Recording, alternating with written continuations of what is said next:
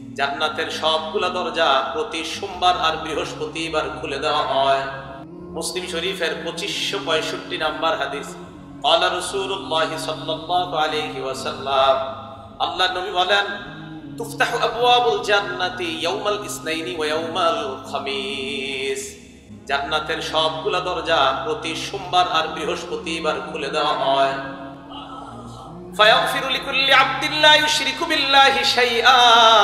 সোমবার আর বৃহস্পতিবারে আল্লাহ পাক রব্বুল আলামিন তার ওই বান্দাদেরকে মাফ করে দেয় যেই বান্দারা বিভিন্ন অপরাধের জন্য ক্ষমা চায়। শিরিক ছাড়া যত অপরাধ আছে সমস্ত অপরাধীদেরকে আল্লাহ মাফ করে দেয়।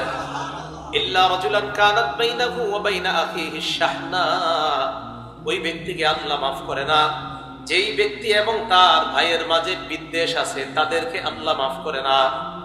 আমি আর তার মাঝে যদি বিদ্বেষ থাকে, ফায়ুকালু আনজিরু হাদাইনি হাত্তা ইয়াসতালিহা, আনজিরু হাদাইনি হাত্তা ইয়াসতালিহা, আনজিরু হাদাইনি হাত্তা ইয়াসতালিহা।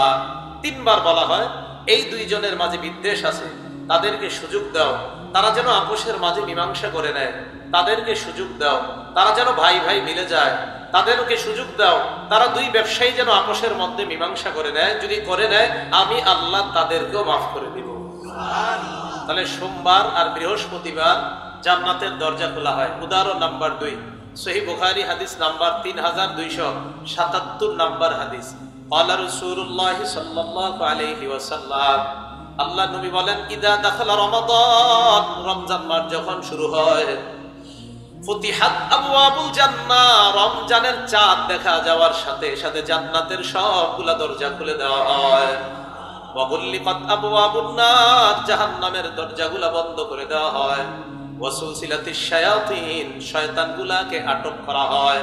তাহলে রমজান মাস শুরু হলে জান্নাতের দরজা খোলা হয়। বলেন তো, সপ্তাহে ওলামারা ছাড়া অন্যরা বলবেন কোন 2 দিন জান্নাতের দরজা খোলা হয়?